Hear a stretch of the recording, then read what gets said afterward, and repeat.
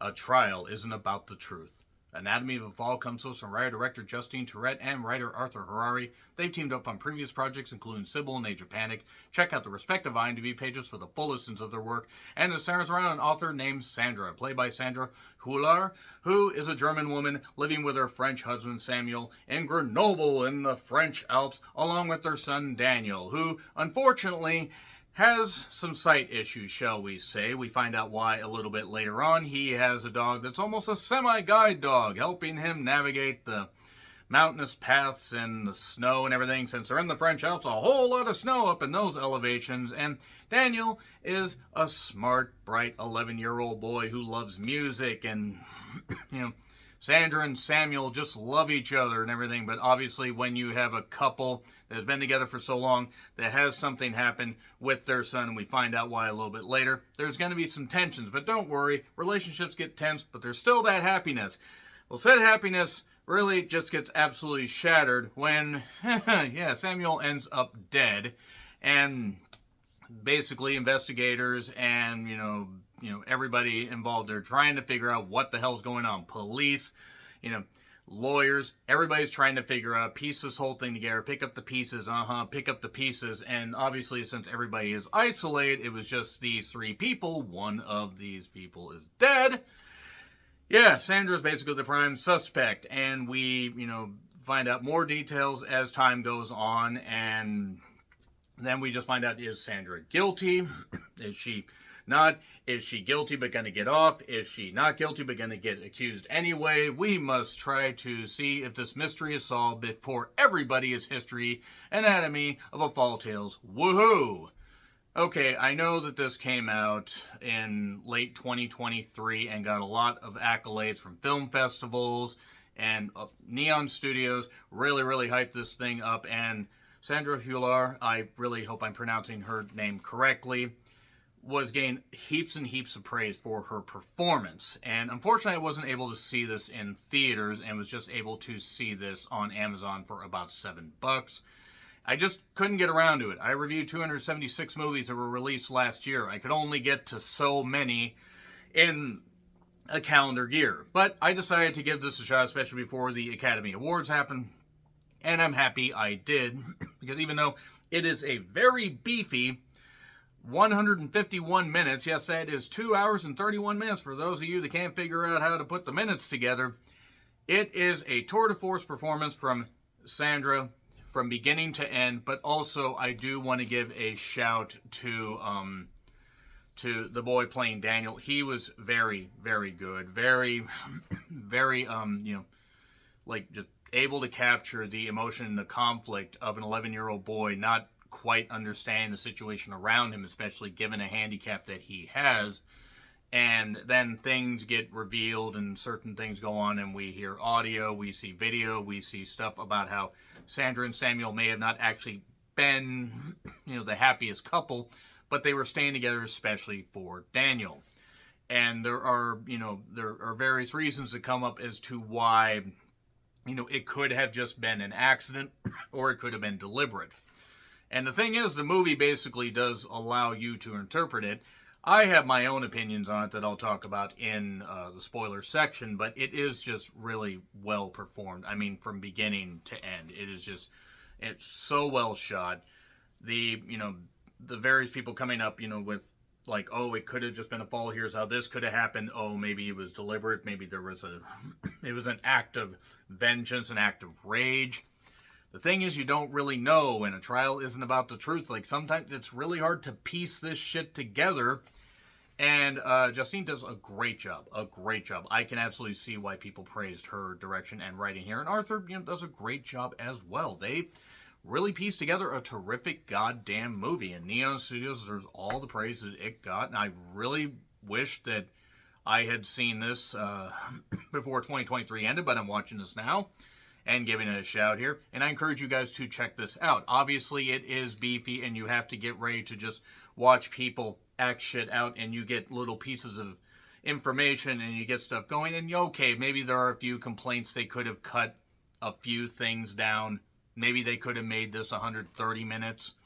There are a few long panning shots, but minor quibbles, honestly. Like, this is really fucking terrific and takes its time telling its story, and that's what I appreciate about it. Also, there is a dog in the movie. Don't worry, the dog is fine. The dog is fine, just for anybody that was wondering. But terrific performances from Sandra. There is a guy, Vincent, played by a guy named Swan Arland.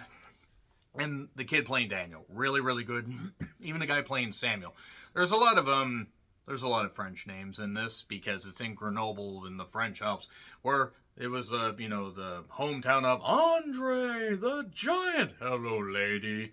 Andre the Giant. He was nowhere near this movie, which kind of makes sense considering he died in early 1993. May he rest in peace. God, he was great in The Princess Bride. But yeah, it beautifully shot. Great stuff, and also about cultural conflict, told between, a German woman and a French guy, and the various things that could lead to a marriage being on the rocks through no fault of anybody. Just sometimes people drift apart. Obviously, killing somebody isn't the answer, but and whether that did or didn't happen, it's up to you guys to figure it out. But I am going to get into spoilers here. But again, terrific performance by Sandra. And some great stuff. It's really a hard movie to spoil because it's so dialogue driven. I apologize. Allergies and bad winter weather. Hence the cough. But good stuff all around. In fact, I encourage you guys 100% to give this, a watch as quickly as possible before the Academy Awards hit. But again, Sandra deserving every bit of the accolades that she has received, and a terrific movie overall that lets you decide how you want to view it. 3, 2, 1, and spoilers. So, my interpretation is that Sandra actually is guilty, and that she got off on a technicality because her husband was on antidepressants and was very, very, very upset and despondent because of a book that he just couldn't finish, and she took a piece from his book, like 27 pages of it, and that he couldn't finish, and turned it into her own book and has become a successful writer, basically ripping off his work to become her own, her own success, just for her own success is. Daniel ended up having an accident when he was 4 years old and basically has cloudy vision, so he's pretty much almost blind. He's almost blind. He knows when people around his senses are obviously heightened, hearing especially, and there's implications that Sandra has cheated in the past and Samuel has given up a lot of stuff, but also could be Samuel's personal issues that have come to light. There's a terrific part about an hour and I think 30 to 40 minutes in, where it's just Sandra and Samuel having it. We see the transcript of this argument. We see the stuff play out as to what could have led to Samuel ending up, off a falling out of a third-story window, hitting the shed, and ending up with a blood splatter and everything, because Sandra just shockingly found him. Personally, I think she pushed him. He was kind of a dick, and I'm not saying she was perfectly innocent either, and I'm not saying that was the answer, but yeah, I think she's guilty, but nevertheless.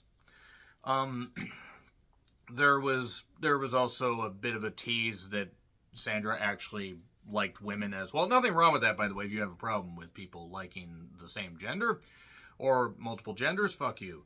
So Vincent, the lawyer, he's asking her questions, trying to find out this stuff. Certain things keep changing just enough, and certain things keep getting revealed to where they feel the need to take her to a trial. And there's a guy that's the prostituting attorney. I think I said that right. Where he's, he's talking about what could have happened, what could have not happened. And he was terrific as well. Like, you really need to check out the cast and just find out more about these people because they were pretty goddamn good. There is one character, Marge, Jenna Beth, who is a musician apparently. I listened to some of her music before I started this review. Certainly unique music. She's also quite attractive. And, does pretty good in a supporting role here. So, a police investigation, all this stuff goes on. The courtroom looked like a murder room, because the first one, because it was all white with a red wall and everything, and I'm talking Italian Mario Bava blood type on the wall where it was too goddamn red.